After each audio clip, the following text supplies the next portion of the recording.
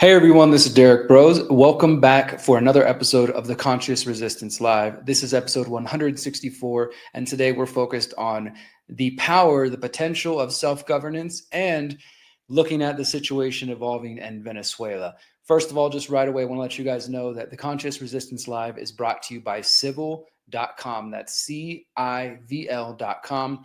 We've been partnered together for the last couple months, and Civil is now bringing my podcast to you. We're also working on some new upcoming films, and they are the place where I'm hosting exclusively hosting the conclusion of the Pyramid of Power series, which will be coming in mid-November. First off, let me let you know right away which stories we're going to be covering. We're going to be talking about self-governance in Mexico, which is a really interesting story, actually relates to where I live here in Mexico. We're going to be talking about this potential for an incoming attack on Venezuela and why that is not a good thing. We're going to be updating you guys on the latest on the domestic terror front, which I've been covering for the last couple weeks, and something else that I think we need to look at. And then our final story will just be an update that I haven't seen really shared too many places that deals with corruption in the Trump administration. I know, big surprise, corruption in the Trump administration. But this is something I haven't seen too many other people focus on or cover at the moment. So we're going to get into that. That'll be our final story. And then, of course, we will go ahead and end everything with a music video where we always feature a conscious musician every single show. So that's what's in store tonight on the Conscious Resistance Live.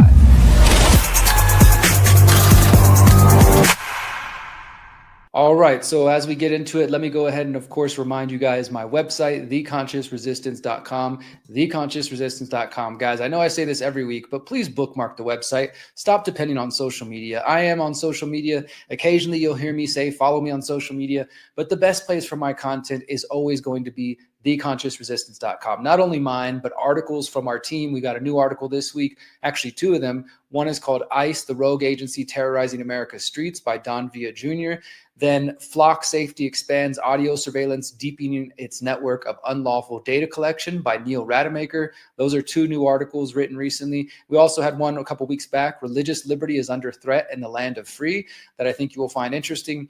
I've posted a recent talk of mine, Why We Need a Holistic Liberation Movement. I'm going to be posting a new talk later this week.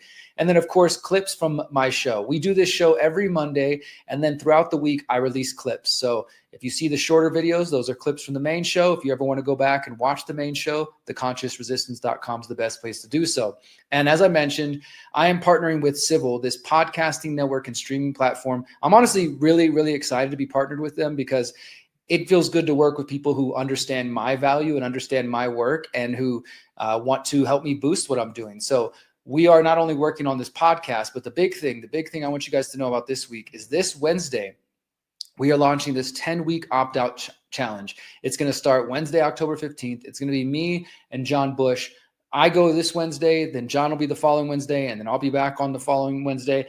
And we're going to do that all the way to the end of the year. And it's going to be 5 lectures, courses from me. This is actually going to be the deepest dive I've done on the opting out, exit, and build philosophy. And in fact, I recorded a short video about this. So instead of just re-explaining it, why don't I show you guys that video right quick? Friends, the UK has announced they're going to start requiring digital IDs for work and travel. The EU is now starting their biometric entry-exit system on October 12th. It's getting very real out there for those of us who care about liberty and privacy and are concerned about the rise of the technocratic state.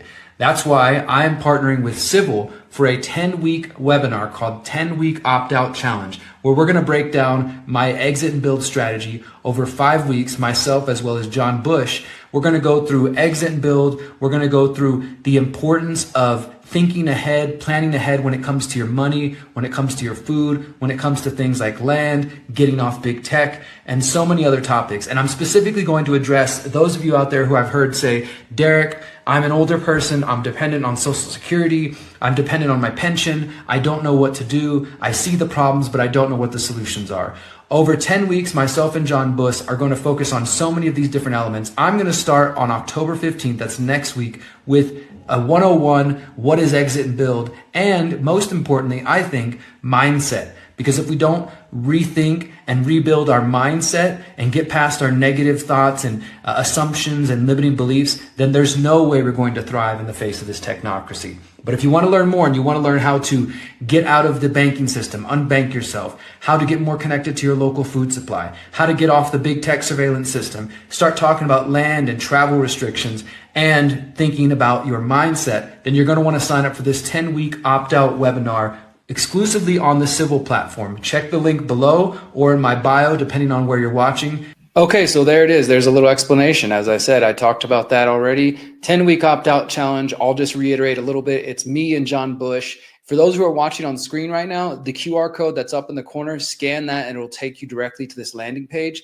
If you're not watching live or if you're listening instead of watching, go to civil.com, civl.com/TCR, and that'll take you to the same place. Now, again, this is on the Civil platform, which is a paid platform. You can watch Civil through Roku, Fire, Apple TV, Android, iPhone, all that sort of mainstream stuff, which is a really good option for people to get access to my work that maybe normally wouldn't come across it. It costs $50 a year if you want to do an annual subscription, or just $5 a month. If you do decide to do the annual subscription, you can use the code TCR20 and get 20% off of that and get access to not only this 10-week challenge, but the Pyramid of Power conclusion before everybody else, my new upcoming documentary called Liberation 2030, and other exclusive content that I'm going to be doing for Civil. And the full schedule is listed on this link, where you can go even deeper. Like I said, I'm talking about what is exit and build. I'm talking about unbanking, talking about food, talking about getting land and travel. And we're going to be covering a whole lot in this. So I encourage you guys to check that out. It starts this Wednesday evening, October 15th. Check it out at the link there. And yeah, let's go ahead and move forward. All right. The first story, as I mentioned, we are going to talk about a situation that is actually evolving here where I live in Mexico. You know, I know that for some of you, this might not be relevant. You're like, Derrick, I don't care about Mexico news, but maybe you will once you understand what this story is about. So first off, let me say this. In Mexico, in the Constitution, there is a clause that says for indigenous communities, or original communities, as they call them, the communities that are still indigenous, because despite conquering from the Spanish and wars, civil wars, revolutions, etc., there still are lots of indigenous people in Mexico, and most of it is concentrated in the state of Chiapas, and as well as the state I'm in Michoacan, which is central Mexico.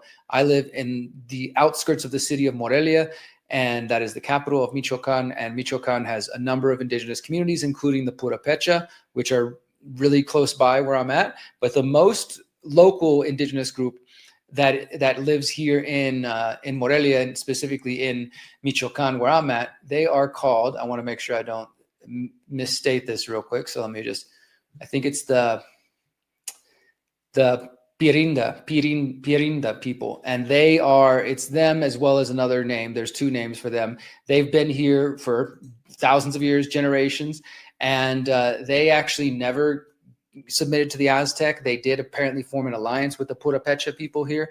And so a lot of the people living where I live like literally on the outskirts of town, headed towards my land, are still Pirinda people, and or at least they're mixed of indigenous people and of Spanish or Mexican locals.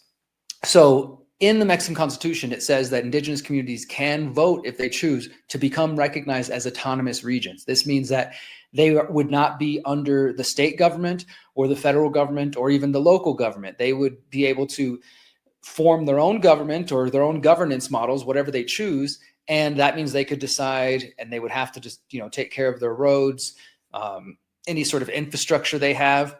It's true freedom in the sense of, hey, the government's going to leave you alone. We're not going to bother you, but you got to police yourselves. You got to take care of yourselves.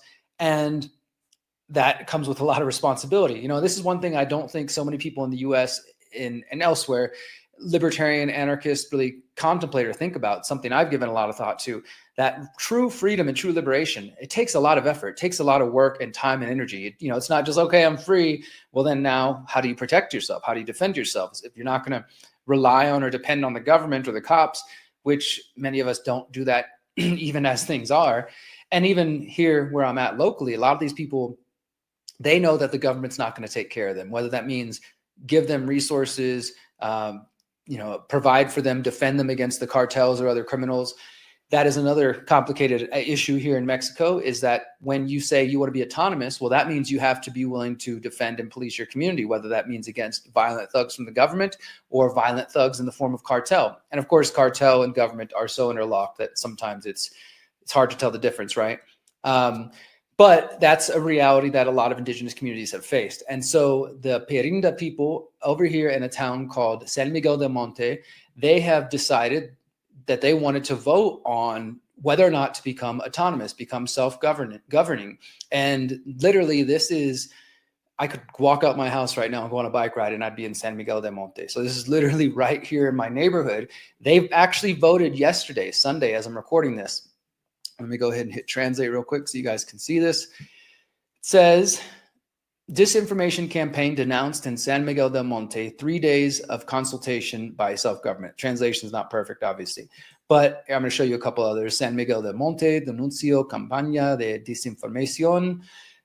This is all about disinformation. Apparently, the locals are saying that the government, the municipality of Morelia, so the big city in the state, have been spreading disinformation in the lead up to this vote, which, as I said, just took place yesterday, October 12th, telling people that if they vote yes to become self-governing, to shake off the shackles of the state and local and federal government and to take care of themselves, that there would be all kinds of chaos would take place. Like, in fact, we talked to some locals, some friends, and they said, well, they told us we won't be getting any government help or any resources. And this means even like paving the roads, because it's quite rural over here, like out on the mountain. And so there's dirt roads, but the government occasionally will come in and fix those roads or repair them.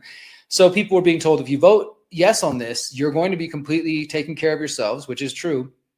And you're going to have to, you're going to have to figure everything out. We're not going to be here. And there was also, of course, some disinformation, as some people are saying, that there would be roadblocks. The roads would get shut down if they vote yes, that, the cartel might attack them as soon as they say yes, just all kinds of stuff. And who knows the truth, right? Because at the end of the day, as I'm going to share in a moment, I have been to one of the communities, Cheran, which is infamously declared autonomous back in 2011, so almost 15 years ago, and they've been defending and protecting their community. And so they have their own, you could call it police, but it's a volunteer defense force that everybody in the community kind of rotates and participates in. And they have, their own sort of neighborhood councils that come together. I think this is as close to a true democracy, like grassroots people's democracy, as possible, where the neighborhoods, you're involved on the neighborhood level. And in that case, since they know the feds and the state aren't in charge of them, they do set up roadblocks. They at least have filters, you could say, where they check people coming into the community just to see who they are, make sure they're not causing trouble or bringing in drugs or guns and things like that. And so maybe that would be the case, that if the communities decided, and this was 4 different areas that were voting to become self-governing, if they did decide they wanted to be self-governing, maybe they could decide they want to shut the roads down occasionally, or they want to put a filter up to protect themselves and make sure they know who's coming in and out and things like that. That is completely possible. That is something that could happen. So we only learned about this a couple days ago. I was posting about it this weekend on social media, and I didn't get to go in person to go kind of check out the vote. But the vote did take place. And unfortunately, with only 67 votes of difference, 379 people voted yes in favor of becoming, autonomous. The other 446 voted no. So the no's won, and San Miguel del Monte and some of these other areas are unfortunately not going to be self-governing. And you can see some pictures here. There's pictures of the people had a lot of questions because, like I said, there was all kinds of disinformation going around. There was people making claims that I don't know are necessarily true. And so the locals were quite confused. They were kind of worried about what the truth of the matter was, let's say. And in the end, they are not going to be becoming self-governing, unfortunately. As you see, the title says, this afternoon, the inhabitants who make up the tenure, which is the colonia of San Miguel del Monte, determined by the majority of votes, 446 against 379, not to be a self-government. And this is another article about whether or not self-governance can be the salvation or the punishment for the local communities. And I just want to show you, look, this is a little sign. It says, Bienvenidos San Miguel del Monte. This is literally like a 7-minute bike ride from where I live right now, 6 or 7-minute bike ride. So this is something happening in my neighborhood, which is kind of, on one hand, it's cool to see that this self-governance thing was even on the table, because I mean, imagine that wherever you live in the United States, Canada, Western Europe, Australia, anywhere else you might be listening to, imagine the government giving you an opportunity to vote to become independent from them. That's not really a normal thing in most places, but it is in the Mexican Constitution, and it is quite common in the state of Michoacan. There have been a number of communities who have voted to do this. Now, if San Miguel del Monte and these other areas would have said yes, they would have been the first Perinda communities to vote in favor of self-governance, and it would have been a big thing. Unfortunately, it didn't pass. We'll see where things go from here. But if you're interested in these ideas, I have a documentary called Ni un Paso Atrás, The Story of Cheran, Mexico, which I produced in 2021 after visiting the area right around their 10-year anniversary. Again, April 15, 2011 is when the residents of Cheran organized an armed resistance to fight off illegal logging and kidnapping in their community. And they kicked out politicians, police, and loggers accused of cartel ties.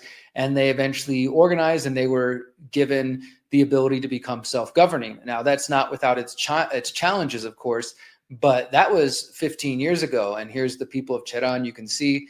And this is in our documentaries tab. In case you're ever curious, you go to theconsciousresistance.com, check out documentaries. All of my documentary work, short films, long films, full length, are available there. And I encourage you to check that out. The Story of Cheran will be in the show notes. If you want to learn more about how these kind of things operate in Mexico, I went there in person, met some of the people, talked to them, got to learn their stories, and share that.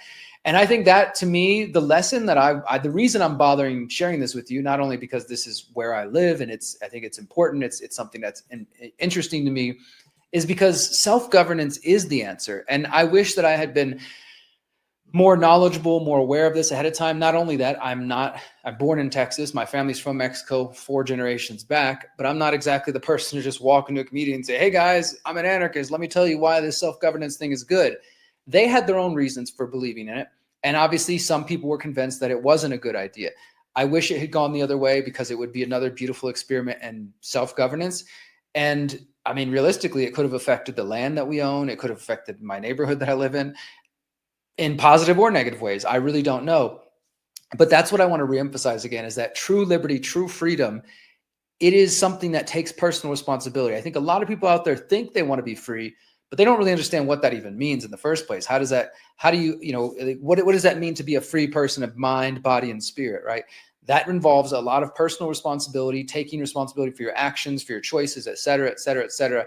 And that is something I think is scary for a lot of people. They would rather not be in charge of their own decisions. So even if the government's corrupt, even if politicians lie and cheat and steal, it's okay. I'd rather kind of deal with that than have to be in charge of my own life. I unfortunately think a lot of people really do truly feel that way. But the communities of Mexico that have voted to become self-governing, and like I said, there's quite a few of them, not only Cheran, but others in Michoacan, as well as things in Chiapas and elsewhere. And I'm not saying I endorse all these people's politics or anything like that. But what I love about the story of Cheran is that they banned political parties. They banned the state police from coming in there. You know, they really saw that the political parties started turning neighbor against neighbor, and that ultimately they needed to come together and take care of their own community. Now, again, this is not an option in the United States or Western Europe or most places in our modern world, but it is something that is possible out here in Mexico, and it's possible for the indigenous communities, and we can learn so much from them. So I hope you guys will look more into the story in the show links and check out the documentary on Cheran, because my hope is that eventually where we live in our land, that our community, not only will we be governing ourselves, but eventually we do get to a point where we're not paying taxes to the government or anything of that sort, because we have declared ourselves autonomous and independent, and we have the ability to defend it. Because once you want to be free, you also got to be free to defend yourself against incoming threats. And I think it's a whole other conversation for another day, but I think that's an important story, and I hope you guys will check it out.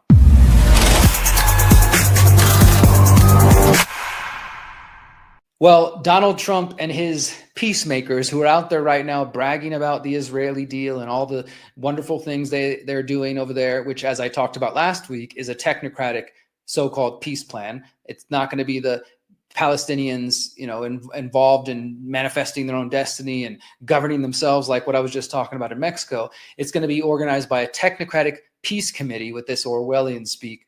And so while Trump's doing that and demanding to be given a Nobel Peace Prize for all these countries and wars he claims he's ended, which is not true, he's ramping up to start another war in Venezuela. Now, you probably have seen this, guys, because for one, there's been the boats that have, there's I think 4 of them, maybe 5 at this point, boats that have been drone bombed from the sky by the U.S. government, U.S. military, not in U.S. waters, but in international waters off the coast of the Caribbean.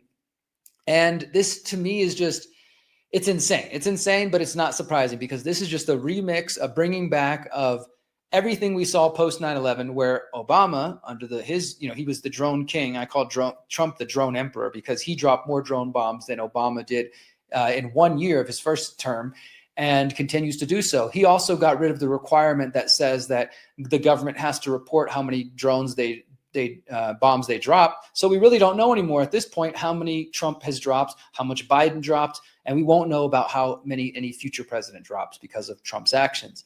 Nevertheless, they are violating the Constitution, violating international law, and violating all morals and decency. Of course, the way they're doing this, the way they're getting the American people, particularly MAGA, to support this is by scaring them and saying, those guys on that little dinghy boat were bringing in fentanyl, and it was enough fentanyl to kill the entire population. If you want to protect your kids and your family, well, then you better let us bomb whoever we want anywhere in the world.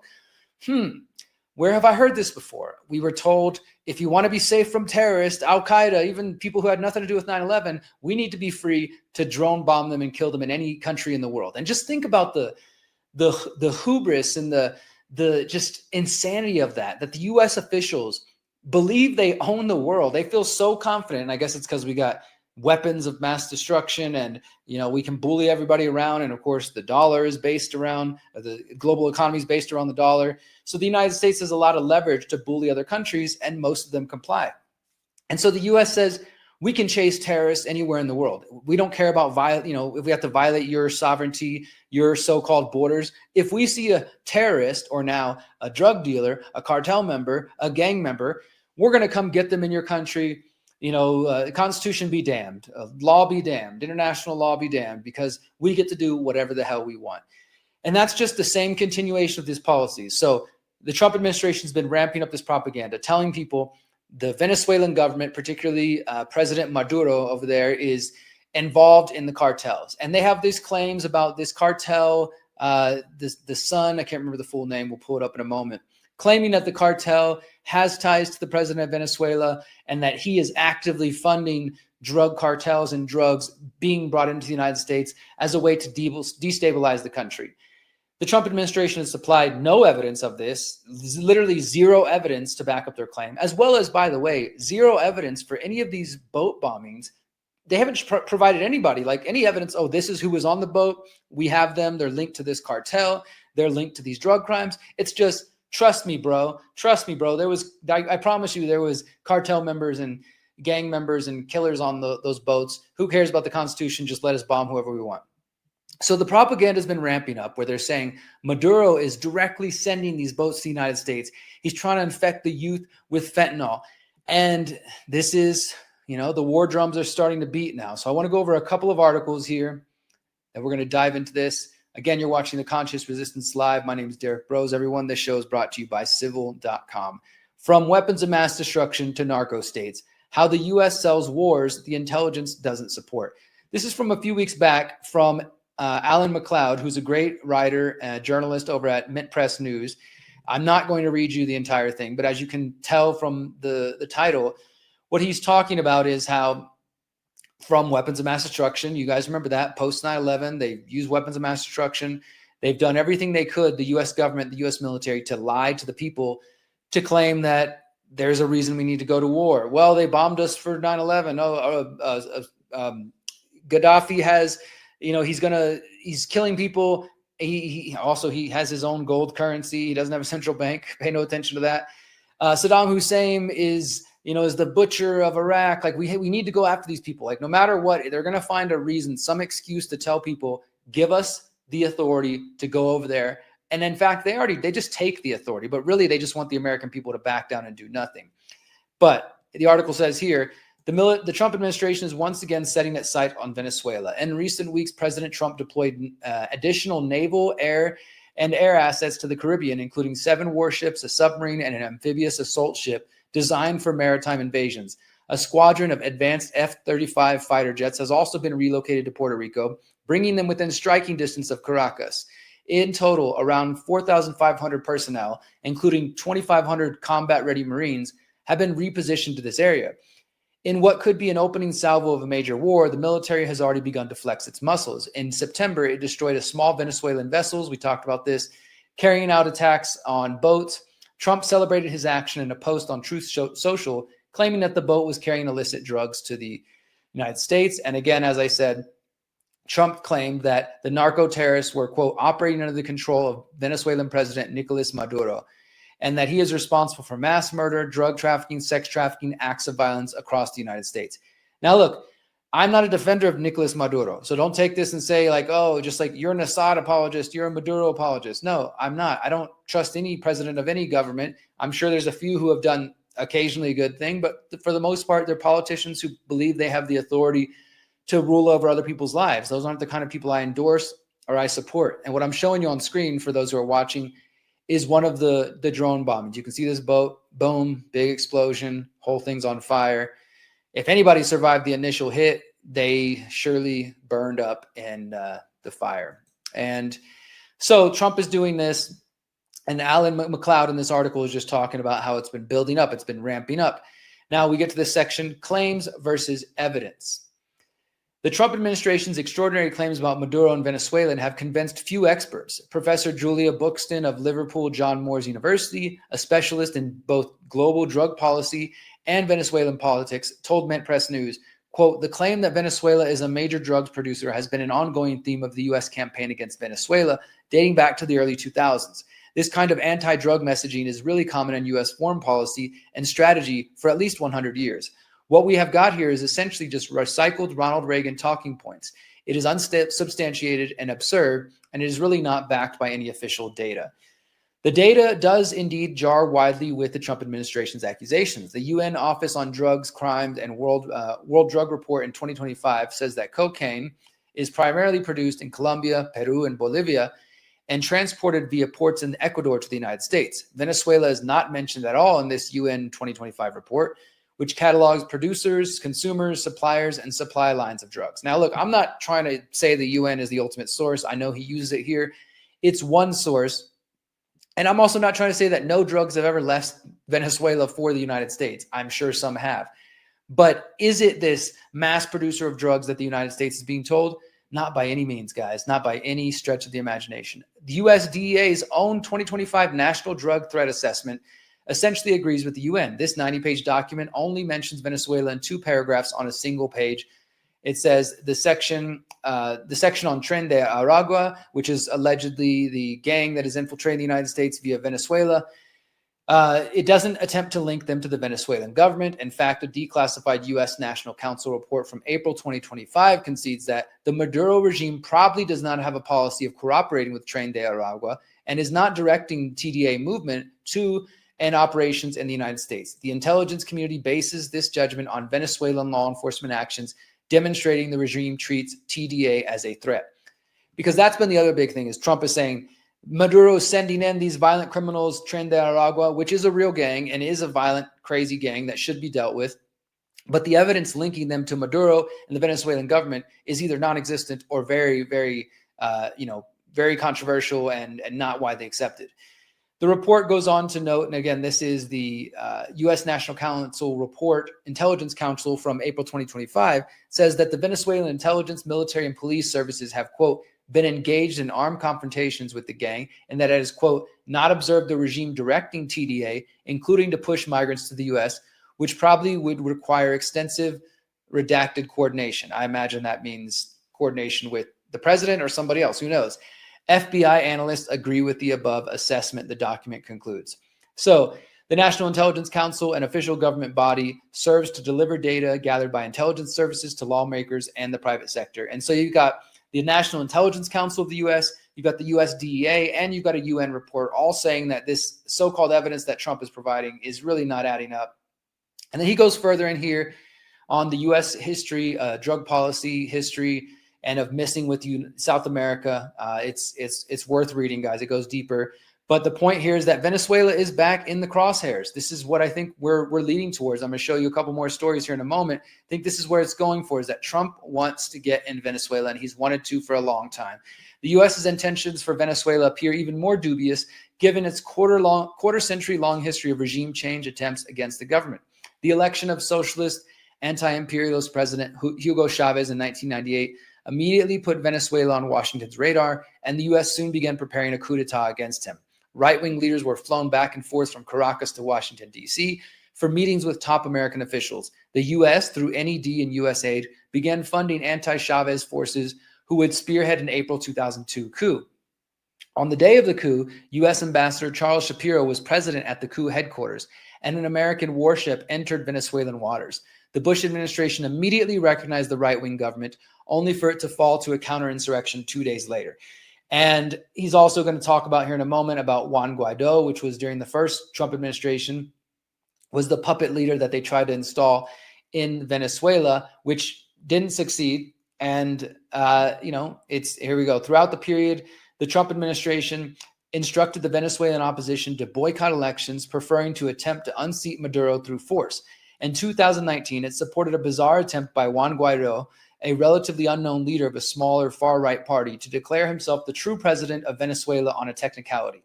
Trump immediately recognized him and pressured dozens of Western countries to do the same. Member of Trump's inner team piled the pressure on Maduro. John Bolton allowed himself to be seen with a notepad reading 5,000 troops to Colombia, while Marco Rubio tweeted images of Gaddafi's corpse to Maduro, a clear threat of what they had planned for him. 3 times in the United States in 2019, U.S. officials released statements telling Venezuelans that today was the day they would win their liberty, urging them to get on the streets and instructing military officers to rebel and march on the presidential palace.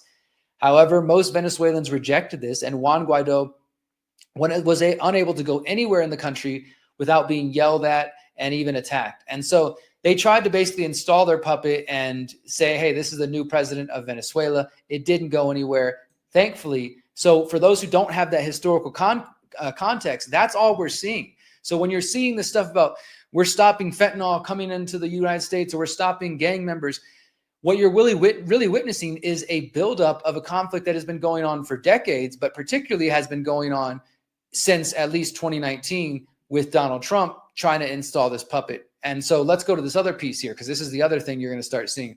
NPR says, Venezuela's opposition leader Maria Corina Machado wins 2025 Nobel Peace Prize. Oh, wow, look. So now the person they're claiming, this is like the new Juan Guaido, who didn't succeed in 2018. Nobody really wanted him. Now they got a woman. She's seen as the opposition leader. And look, I don't know anything about her, so I'm not trying to claim she's not really an opposition leader. Like I said, I'm not apologizing for Maduro. I'm not saying this woman doesn't have any good ideas, but clearly the Western governments have a reason for propping her up. And all of a sudden she gets a Nobel Peace Prize. That's pretty convenient, the timing of it all.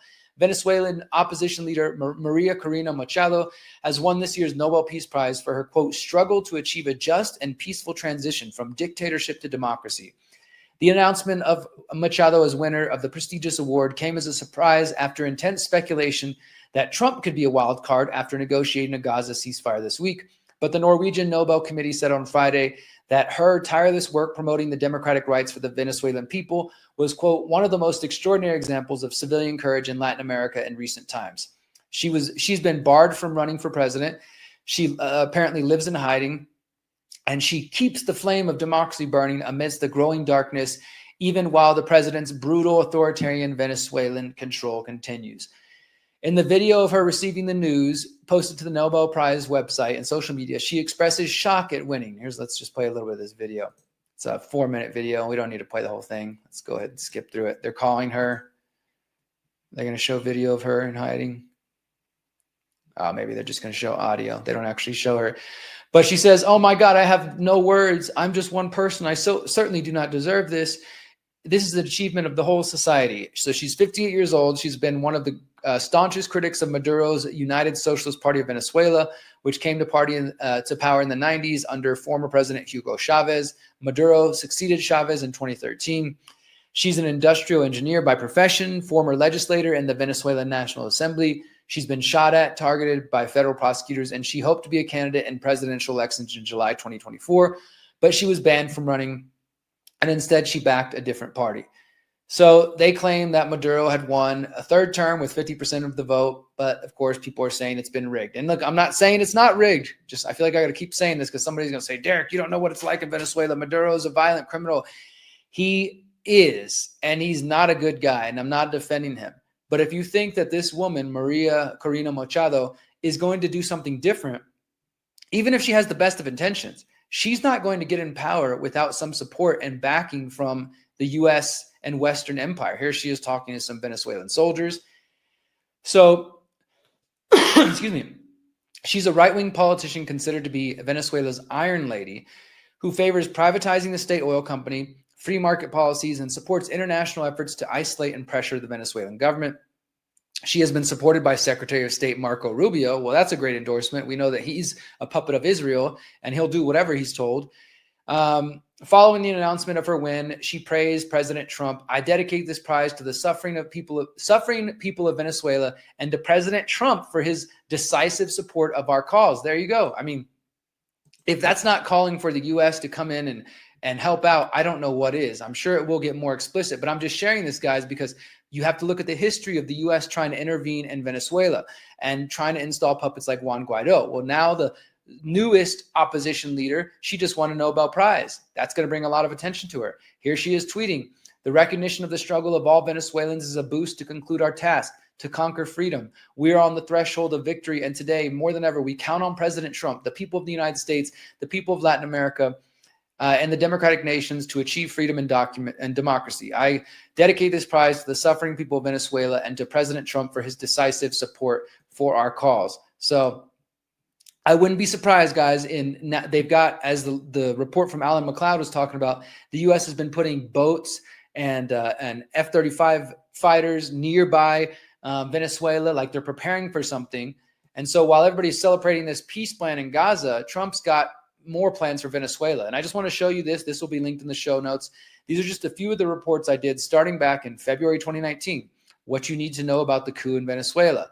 What you need to know about the coup in Venezuela Part 2, Part 3, and then in May 2019, what the coup in Venezuela, what you're not being told about Juan Guaido and the attempt to stage a coup out there. This is going back 6 years ago. And then here's another one, the Venezuelan coup plotters attempt to kick activists out of embassy.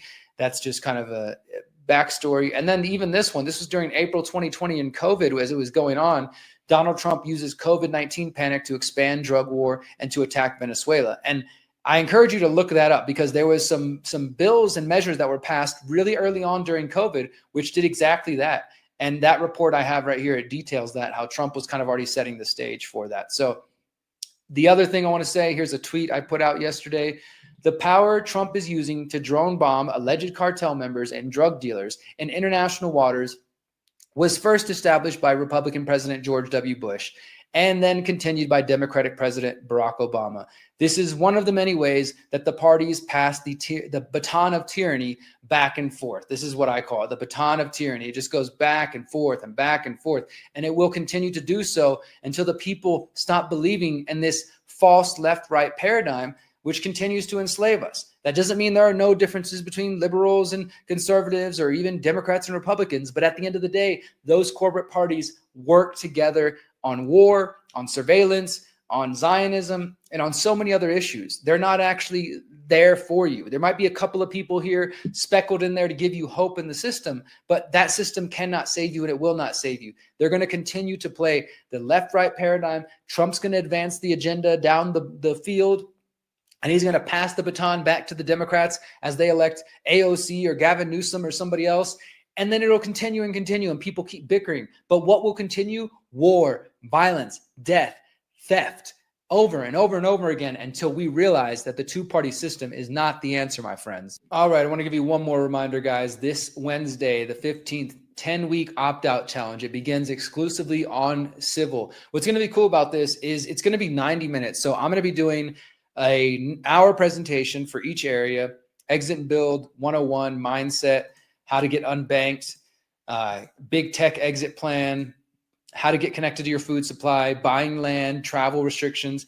And then there will be a 30-minute Q&A exclusively with the Civil members. So I'm sorry to say this isn't going to be available on my website, YouTube, or anywhere else, but I'm also happy to say that it's going to be on the Civil platform, because they are a platform dedicated to promoting individual liberty, voluntarism, upgrading civilization with human respect, and we are completely aligned on these values.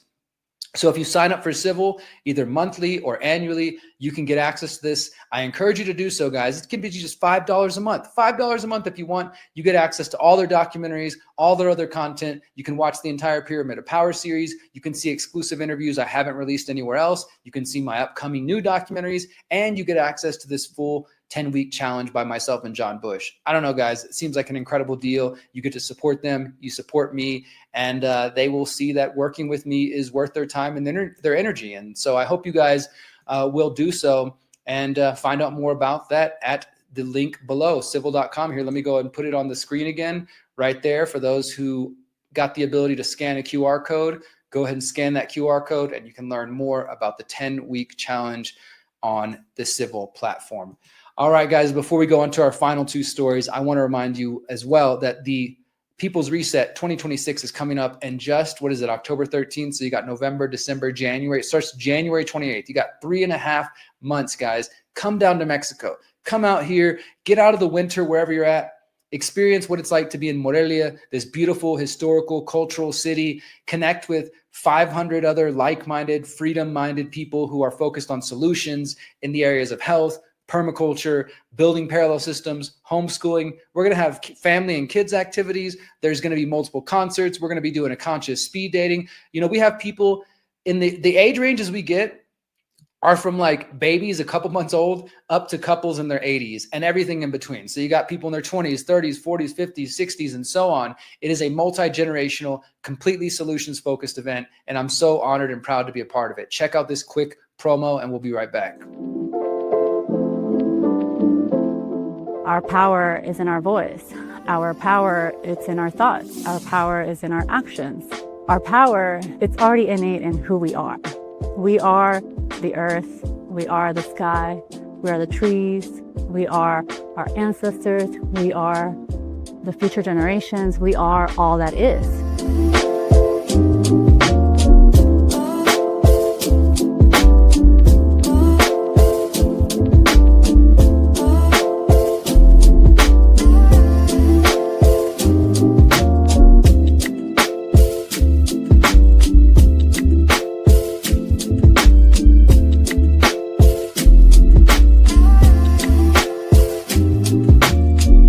All right. That is the People's Reset 2026. Find it at thepeoplesreset.org. Tickets are available right now for only $188 USD until November 1st. They go up to $222 on November 1st.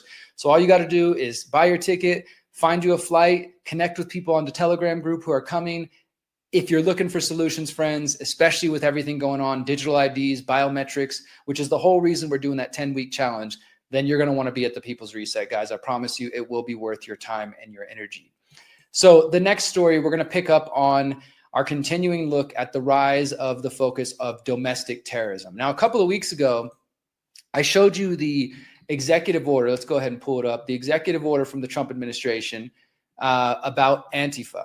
And I talked about how the language in there should concern, well, everybody, but especially those of us who call ourselves anarchists or who have been considered anti-government extremists, that this is going to be used against you in the near future. Now that the precedent is being set by Donald Trump, designating Antifa as a domestic terrorist organization. This was issued September 22nd, 2025. So I've already covered this in a previous video. But what we're going to talk about today, so that was September 22nd. 3 days later, Trump does this presidential actions. So you have executive orders, which is one type of presidential action, and it's a way for presidents to bypass Congress and just basically say, this is a policy we want to do without going to Congress. And I've personally always thought that the executive orders are a bad move and it shouldn't be the way things get done. But unfortunately, they're normalized by both parties and most people accept them as normal. But besides executive orders, you also have what are called presidential memoranda. And these are national security presidential memorandums. These are issued by many presidents. They've been issued in the past. And again, it's just another way for presidents to sidestep going through Congress and getting things done the so-called right way, going through the systems that have been set up by the Constitution and the government to get what they want. Instead, they're just like, no, I'll just issue an executive order. No, I'll just issue a national security presidential memorandum. So Trump did this one 3 days after the executive order, countering domestic terrorism and organized political violence. Now, this isn't very long. A lot of it is political speak. Now, they have a couple paragraphs talking about how domestic terrorism is on the rise. Of course, they include Charlie Kirk in there. And we all know there's so many questions about Charlie Kirk's alleged death. And I say alleged now, guys, because as days go on, I'm definitely questioning whatever the hell really took place. I'll have some more reports on that soon. So they kind of build up on that. They're saying we've got all this political violence, but it is not a series of isolated events, and it does not emerge organically. Instead, it is a culmination of sophisticated, organized campaigns of targeted intimidation, radicalization, threats, and violence designed to silence opposing speech, limit political activity, change or direct policy outcomes, and prevent the functioning of a democratic society. A new law enforcement strategy that investigates all participants in these criminal and terroristic conspiracies, including the organized structures, networks, entities, organizations, funding sources, and predicate actions behind them is required. So that's the one thing, is Trump is calling for a new law enforcement strategy to investigate anybody and everybody who may be involved in these so-called criminal and terroristic conspiracies in some way or another. Now, I just want to say on that, look, are there organizations like NGOs that are funding different groups to get a message across? Of course. George Soros is one of them. A lot of you are hyper-focused on him, but he's not the only one. And the right wing does it too. It's not just the left-wingers like George Soros or Bill Gates. There are right-wing groups like Council for National Policy, which largely escape most of the so-called independent media's view because they're so focused on the left right now, particularly. But that is true, that there are networks of people who fund groups, and that can be just, we're going to throw $1 million to an activist group and hope that they hold the signs that we want and spread the messages we want. But what they're claiming is that there is a organized network of people who are funding the riots and funding the assassination attempts and stuff like that. None of that has been put forth. You guys might remember that after Trump's alleged assassination attempt in Butler, PA, which I don't believe was real, there started to float this idea that Iran was involved in some way. And now I've even seen people saying that China may have involved in Charlie Kirk's shooting. They're clearly trying to foment this sort of fear and panic in the American mind so that we allow them, once again, to go to war with somebody else. Probably, I wouldn't be surprised if very soon, tying into our last story, they claim that the president of Venezuela, that he's involved in sending in, terrorist groups, or he's funding Antifa, or he's trying to kill Trump. So they go on here, though. Let's continue on. It says there are common recurrent motivations uniting this pattern of violent and terroristic activities under the umbrella of self-described anti-fascism. Again, think about this. Anti-fascist is being, kind of labeled a bad thing, to be against fascism. These movements portray the foundational American principles as support for law enforcement and border control as fascist to justify and encourage acts of violent revolution. I don't agree with that. I don't think we should be having a violent revolution. I don't think insurrection is going to get us where we think we might want to go. But I definitely don't support, the cops' actions all the time. And I definitely don't support the way that they're handling the border. Does that make me a terrorist? This anti-fascist lie has become the organizing rallying cry used by domestic terrorists to wage a violent assault against democratic institutions, constitutional rights, and fundamental American liberties. Common threats animating this violent conduct include anti-Americanism, anti-capitalism, and anti-Christianity. So think about that. Does that mean anybody who is so-called anti-Christian or anti-capitalist or anti-American, which, by the way, includes a lot of people who live in the United States, does that mean you're a domestic terrorist? It also includes support for the overthrow of the U.S. government. Again, how many of you radical conspiracy nuts out there have talked about overthrowing the U.S. government on the internet? Well, you might be a domestic terrorist. They say extremism on migration, race, and gender. Obviously, they're talking about transgender stuff. They're talking about like people who maybe are anti-white, open border people, but still all of that fits under freedom of speech and a hostility towards those who hold traditional American values on family, religion, and morality. Again, that's all protected by free speech. Well, it says again, here's the step they want to take. Requires a national strategy to investigate and disrupt networks, entities, and organizations that foment political violence, so that law enforcement can intervene in criminal conspiracies, and check this word out, before they result in violent political acts. Does that sound like pre-crime to anybody? Let's read that one again. The U.S. requires a national strategy to investigate and disrupt networks, entities, and organizations that foment political violence, so that law enforcement can intervene in a criminal conspiracy before they result in violent political acts. Now, to some of you might hear that and say, Derrick, they're just talking about stopping crime before it happens. Yeah, that's called pre-crime. How does the government do that? Well, they got to survey us more. They got to spy on your communications more. And then, how long is it going to take before they do what they've been doing for decades after 9/11 and go find some half-wit, handicapped, mentally not all there, Antifa radical on the internet, and then they're going to secretly meet with him and say, hey, we can help you blow up the White House or something. The same way they've done with all the so-called Muslim terrorists over the last couple of decades. They find somebody who's not really well put together, maybe not mentally all there, and they essentially entrap them. I've been writing articles about this since like 2013, 2014, telling people about this. Even the mainstream has acknowledged this, that the FBI had crossed the line between finding terrorists and entrapping people. You better believe there's going to be some Antifa terrorist caught in the coming months. I'm calling it now. Sometime this year or early next year, they're going to claim they caught some Antifa terrorists, even with the Charlie Kirk thing. Most people don't believe that Tyler Robinson shot Charlie Kirk, but it's easy for them to pin it on him and say, see, he was radicalized through transgender this and through Antifa this. Clearly, we have a problem here. So now we got to declare Antifa a terrorist organization. Now we got to start focusing on domestic terrorism. It's so obvious what's happening here. And I hope you guys can see it, and I hope you will spread the word. It continues. Through this comprehensive strategy, law enforcement will disband and uproot networks, entities, and organizations that promote organized violence, violent intimidation, conspiracies against rights, and other efforts to disrupt the functioning of a democratic society. And so investigating domestic terrorist organizations, that is now a new a label that they can put on you, a DTO, a domestic terrorist organization. And it calls for the National Joint Terrorism Task Force to start investigating, prosecuting, and disrupting entities and individuals engaged in acts of political violence and intimidation. This strategy shall include the investigatory and prosecutorial measures set forth in this section. They shall investigate potential federal crimes relating to the acts of recruiting or radicalizing people for the purpose of political violence, terrorism, or conspiracy against rights. I don't even know, what does that mean to say it's a conspiracy against rights? You can say, well, this group is organizing, and they were organizing about something we don't like, so that's a conspiracy against other people's rights. I mean, you could see how this stuff could be stretched very far. The violent deprivation of citizens' rights. It says they shall also investigate the institutional and individual funders and officers and employments of organizations that are responsible for sponsoring or otherwise aiding the principal actors engaging in criminal conduct in this subsection. And it talks about going after non-governmental organizations, which is something I do support. And it goes on from there. My point, and I will have this in the show notes if you want to read the entire thing, because it is all about just setting us up on the course for domestic terrorism. How long is it going to take before an American citizen is arrested and accused of domestic terrorism? They might start and say, well, they were an Antifa terrorist, but it will be expanded very quickly.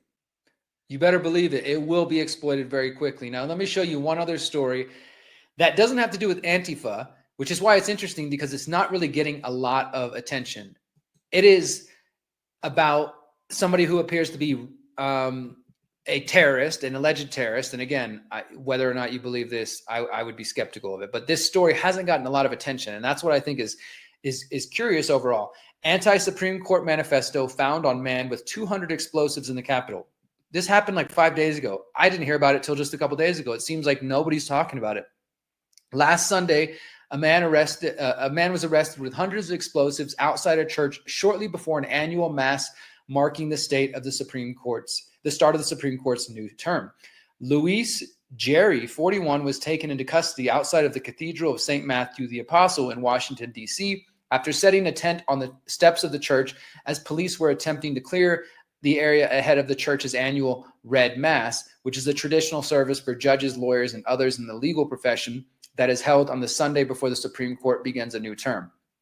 According to records reviewed by Newsweek, authorities recovered over 200 devices from his tent, which he told officers were grenades and explosives.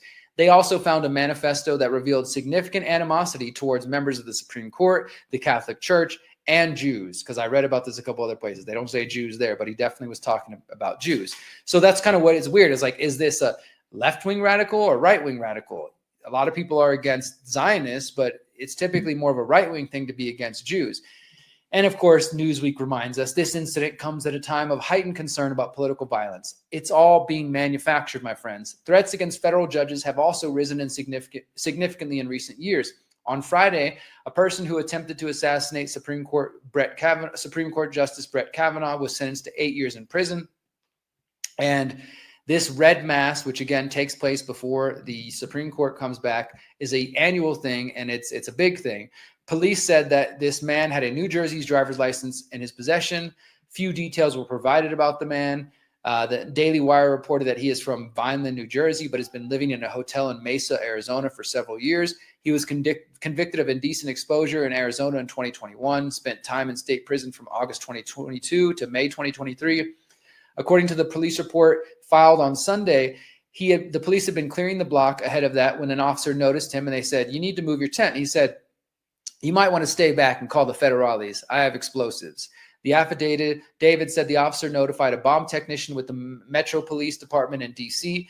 They approached him together after the bomb technician told him he needed to move because of the special event. He said, "I'm aware of that." Then he threatened to test an explosive in the street. Quote, "Do you want me to throw one out? I'll test one out in the street. I have 100 plus of them." After being told he would be removed, he said, "Several of you people are going to die from one of these." He later handed the bomb technician a manifesto consisting of 9 pages torn from a notebook with the title, "Written Negotiations for the Avoidance of Destruction of Property via Detonation of Explosives."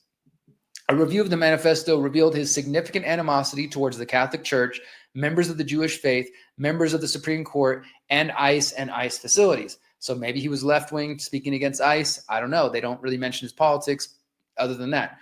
Another police affidavit filed on Monday said that the bomb technician stated there were 200 devices recovered and that the devices appeared to be fully functional, appearing as a combination of parts or intended to be converted into a destructive device. In an interview with him, the police say that he described his devices as grenades and explosives containing nitromethane with the rubber bands securing a fuse to be used for detonation. He also stated that he planned to use the modified bottle rockets with aluminum foil heads attached and treated in a thermite solution to allow for his detonation of the devices from a distance. He is facing numerous charges, including unlawful entry, manufacture, transfer, use, and possession of transportation of Molotov cocktails or other explosives for unlawful purposes, threats to kidnap or injure a person, assault on a police officer, manufacture or possession of weapon of mass destruction, which they tell us is a hate crime, and resisting arrest. So, yeah, and there's a few people who responded to it. He apparently has a hearing. I think it was just this past Thursday. I'll try to keep you guys updated on it. I don't know if this is going to be anything relevant in the bigger picture, but this is just an example of what I'm saying. It's so coincidental that as Donald Trump and his team are starting to focus on domestic terrorism, there's all this stuff popping up. You can say some of it is Antifa, crazy radicals, people who've been radicalized on the internet, or right-wing radicals who've been radicalized on the internet. Maybe some of it is genuine. People are just sick of the shit that's going on. They're sick of watching people in masks kidnap Americans off the streets, storming in their houses, militarization of the streets, violence coming from Gaza and Israel that's all supported by both parties. I don't know. Or it could just be completely made up. It could just be manufactured. But that story isn't getting much traction. And the reason I wanted to point it out to you is because I think it might end up being more important as we learn about it. And if we do hear more about it, I encourage you to follow the story, and don't be surprised if you end up realizing that this guy has some FBI connection, or he was visited by the FBI a decade ago or a couple of years ago. Not to mention the guy went to prison 2022, 2023. Those people are easy to entrap. If you have a record as a felon and the cops catch you doing something, like let's say, because they said he was caught with indecent exposure. What if he got caught doing another crime since 2023 and then he became an informant or of some kind? The whole thing could be a trap. It could be genuine. I don't know. But nevertheless, it is going to be used as an excuse for the U.S. government to start coming after Americans. Mark my words. I wish I was wrong, friends, but that is absolutely what they're going to do. It's been happening for decades now, but it's going to happen even more now that there's this increased focus on domestic terrorism in the United States.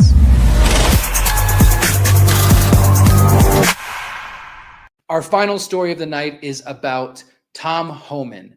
This is another one that I haven't seen reported very many places. This article I'm showing you is from the New York Times, but you can find other resources on this if you don't like the New York Times, which I don't necessarily, but they're one of the few that's talking about this. This is what's interesting to me is that there's so much corruption in the Trump administration, and it's happening so quickly. And I believe this was originally Steve Bannon's idea. They were talking about, move fast and like the big tech lords, they like to say, move fast and break things. That was like the guiding philosophy of Mark Zuckerberg and others. And Steve Bannon said, you got to flood the zone with all kind of stuff. Just keep moving so your enemies can't keep up. And I kind of feel like that's what's happening to those of us who are just regular people trying to keep up with what's going on in the world. It's like one thing after another, and there's so much corruption going on that you can't even really keep up with it. But this story relates to Tom Homan. For those who don't know who Tom Homan is, he is, of course, Trump's border czar. He's very much involved with ICE and everything they've been doing there at the Justice Department. Tom Homan was said to have received $50,000 from agents. He may not have to return it. Public corruption experts said the Justice Department had options for recovering the money used in the sting operation, but that may not happen for years. What the heck are they talking about? Like I said, you probably not heard this, but Trump's border czar was caught in a sting operation accepting $50,000. Tom Homan accepted $50,000 in cash from undercover FBI agents in an apparent public corruption investigation that was later closed. Think about that. It seems like so many people who give to Trump, donate to him, support him loyally, they, like, for example, former New York City Mayor Eric Adams had an investigation going on with him. All of a sudden, he flips from being a Democrat to being a pro-Trump person. And then that investigation gets closed as soon as Trump comes into office. I mean, the corruption is so obvious, but MAGA still stays blind to it. You don't have to be a left-wing progressive to see the corruption. Public corruption experts and former prosecutors who have built cases off similar operations said that if he remains in possession of the money as a top official in the administration, even without criminal charges or a conviction, there would still be few avenues for the government to seek the return of the cash, but the government would have to be willing to use them. On Tuesday, when asked directly by Senator Sheldon Whitehouse, Democrat of Rhode Island, about Mr. Homan during testimony before the Senate Judiciary Committee, this was during Pam Bondi's questioning last week, she was evasive. Ms. Bondi declined to say whether Mr. Homan ever received the funds, whether he declared them as taxable income, or where that money might be today. She said, quote, the investigation of Mr. Homan was subjected to a full review by the agents, the FBI agents, and DOJ prosecutors. They found no credible evidence of any wrongdoing. Mr. Homan has two ducked questions about whether he accepted the money, which was in a Cava takeout bag during a recorded exchange last year, as reported by the New York Times and other media organizations.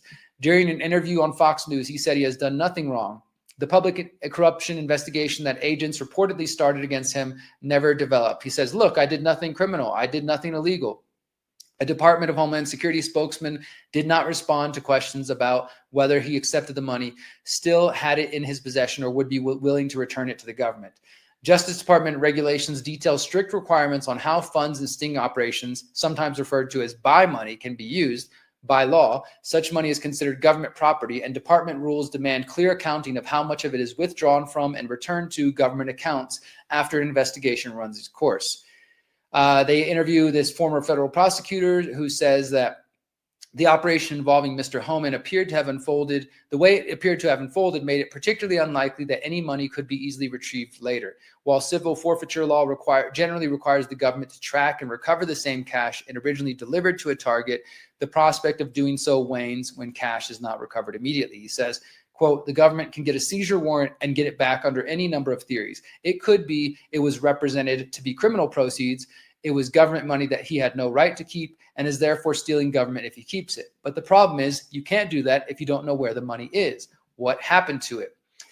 He goes on to say, when sting money is held by its recipients as cash or spent on another asset such as a car, the government can more readily sue to recover it later on. So if you hadn't heard about this, it's probably because you're listening to MAGA media or even mainstream alternative media that doesn't talk. And also, look, some people even who are doing legit work, it's hard to keep up with it. I get it. But the Times reported that Mr. Homan was recorded on audio tape meeting with agents who were posing as businessmen interested in securing future contracts relating to border security. Now, of course, this was before he was in office, right? But he was pretty confident he was going to get put in this position by Trump. So Trump and him are already buddies. He's going out there giving interviews saying how much he supports Trump's agenda. And then he's meeting with some businessmen who are really FBI agents and saying that they want government contracts related to border security. And he's like, yeah, I got you, bro. I got you, bro. The Justice Department shut down the investigation after Trump took office because of concerns about whether it could prove to a jury that Mr. Homan, who was not in government office at the time, had promised to take specific acts in exchange for the money. I mean, obviously, this is where the law is so freaking stupid. Okay, so he didn't literally write it down on a paper. You give me 50,000, I will give you a good deal. I will, make sure your company gets a contract or something like that. But I think it's obvious to most people, if a person who is about to go into government office and who has worked closely with the former president before is meeting with some alleged business people and is accepting money, he knows that these people work in the border security industry. Obviously, there's a quid pro quo going on. But because he wasn't in office yet and because nothing was specifically communicated, technically, they're saying that there's no investigation. And of course, Trump puts him into office as the border czar, comes in, shuts down any investigation. Several experts said that the fact that agents decided to hand Mr. Homan a sizable sum, $50,000, would ordinarily suggest that they had amassed considerable evidence that they believed he was preparing to provide kickbacks once in a position of authority and were laying a foundation to prove it. Even with the end of the investigation, they said a future administration could decide to pick the investigation back up or seek to recover the cash. The statute of limitations for bribery or conspiracy to commit bribery is 5 years, which is beyond Trump's term in office, which means the next Democratic president could try to go after Homan. And then we end up in the same situation where we have this tit for tat. Trump's going after the Democrats. Oh, the next administration is going to go after the Republicans. And it's just going to keep going on in a race to the bottom and a race towards tyranny. But I wouldn't be surprised because of that if Trump decides to issue a preemptive pardon to Tom Homan when he's leaving office, the way that Biden did for some of his cronies.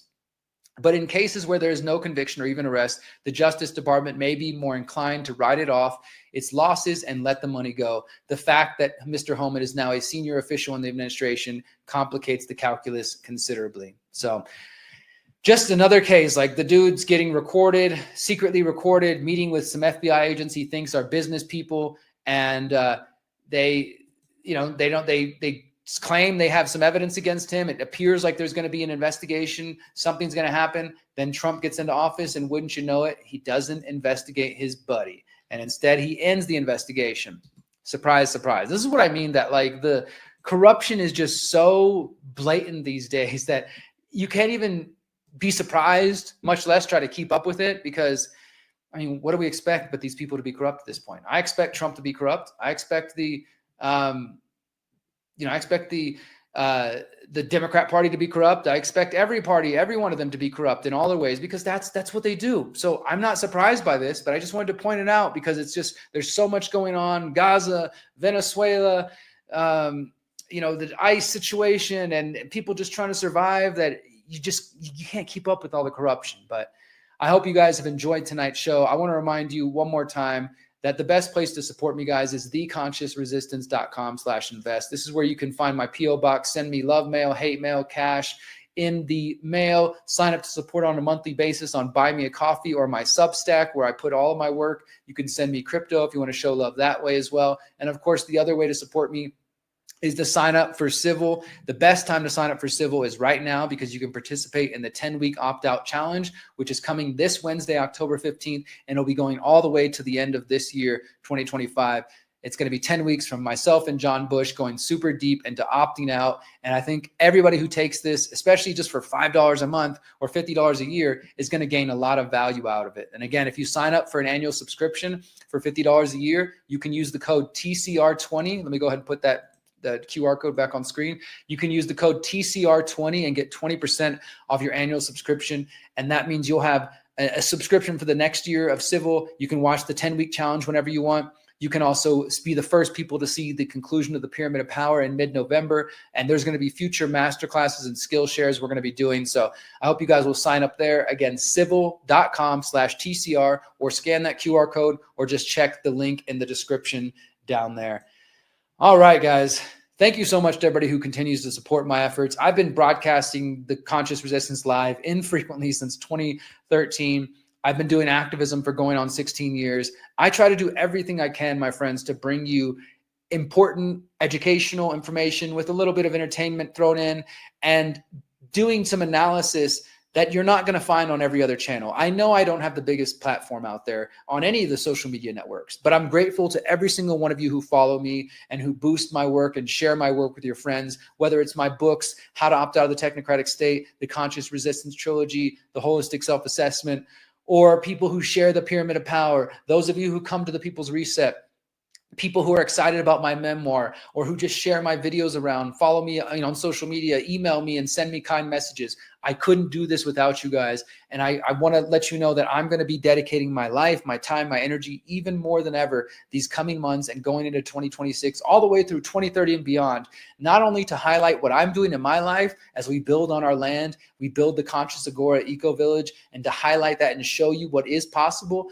but also sharing the solutions that I think are valuable. Digital IDs on the rise, biometrics are on the rise, the police state's on the rise, domestic terrorism, garbage, propaganda is on the rise. We need to be prepared for what's coming. I know things aren't as intense and heightened as it was during COVID-19 84, but that doesn't mean these agendas have gone anywhere. In fact, the agendas are still right here staring you in the face. Just because things have calmed down doesn't mean we should forget what's really at stake. And that is the future of humanity, my friends. So please, push past the garbage propaganda and the corporate media. Push past the mainstream alternative media.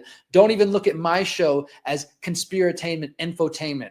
I'm glad you enjoy watching. Now do something with this information. Take these stories, share them with other people. Take the videos, make clips of them, share them on social media. Download my book, share them with people. Download my documentary, share them with people. Use the exit and build strategy. Whatever you need to do, my friends, now's the time. It's never been more important than ever to claim your liberty, to claim your freedom, because the 7 generations are counting on us and our ancestors are walking with us. Thank you guys so much for being here tonight. We're going to end with a music video from my sister, Alais Clay, about propaganda. It's called Propaganda Overload. And until next time, remember, you are powerful, you are beautiful, and you are free, my friends. Peace.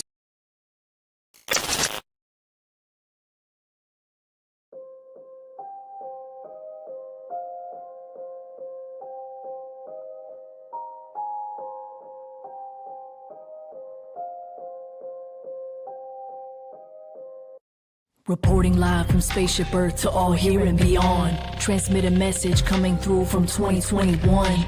If you're listening, I pray it's not too late for what's been done. We can still shift trajectories and train for what's to come. For the beautiful, the difficult, the rising to our pinnacles, the facing of our history and the freedom from its tentacles. The intervals of silence and the balance in between. The sifting of the fiction from the waking life and dreams. Is this 2021 or is it 1984? Is this a chapter at a brave new world, or is it something more? Is there something bigger just beyond that I can't even see?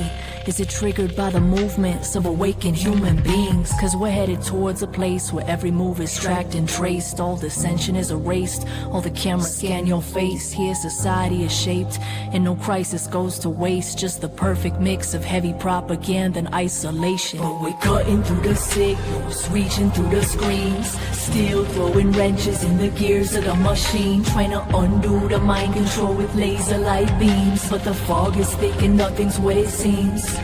So we override the program, deconstruct the show, activate the shields on our bodies, minds, and souls. Living in a time of propaganda overload, but I'm one of those who will not be controlled. I'm not open for experiments, no puppet, not a pawn, not a tool for QAnon. Trust no plan, I make my own, concentrate my own energy, carry out my missions. Don't distract myself with all the latest controlled opposition. Keep my vision on my purpose, keep my inner circle small. I don't fuck with all that circus noise, I focus on my call. Empires rise and fall, but our legacies remain. I know the steps of all our ancestors haven't been in vain. It's still flowing through these veins, the will to remain free. Here to demonstrate the difference between humans and machines. One of these made to be programmed, the other's meant to breathe. I give you one guess which one of these is me. Cause we're headed towards a place where every move is tracked and traced. All dissension is erased, all the cameras scan your face. Here society is shaped, and no crisis goes to waste. Just the perfect mix of heavy propaganda and isolation. But we're cutting through the signals, reaching through the screens, still throwing wrenches in the gears of the machine, trying to undo the mind control with laser light beams. But the fog is thick and nothing's what it seems. So we override the program, deconstruct the show, activate the shields on our bodies, minds, and souls. Living in a time of propaganda overload, but I'm one of those who will not be controlled. Neurotoxins in the water, heavy metals in the air, mass poison in the food supply, officials well aware. Ask the families in Flint, ask them on the reservations. Most of the politicians aren't trying to have these conversations. Like the 5G radiation, steady rolling out in stealth. By our homes and by our schools, they could care less about our health.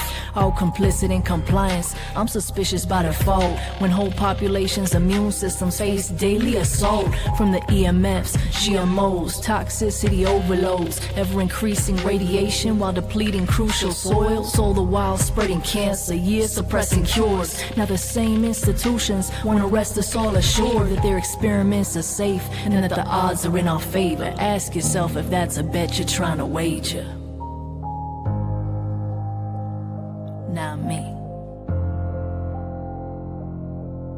But we're cutting through the signals, reaching through the screens, still throwing wrenches in the gears of the machine, trying to undo the mind control with laser light beams. But the fog is thick and nothing's what it seems. So we override the program, deconstruct the show, activate the shields on our bodies, minds, and souls. Living in a time of propaganda overload, but I'm one of those who will not be controlled.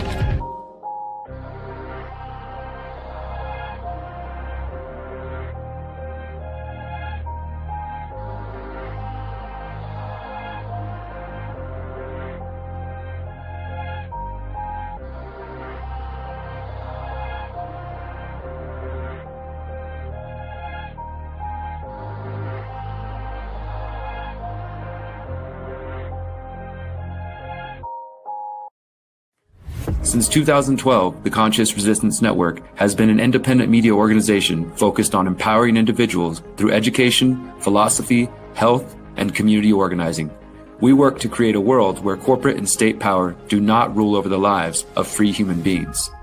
Our motto is leading by example and helping others in their pursuit of freedom. Visit theconsciousresistance.com to find our articles, documentaries, interviews, podcasts, books, and more. Remember, you are powerful, you are beautiful, and you are free.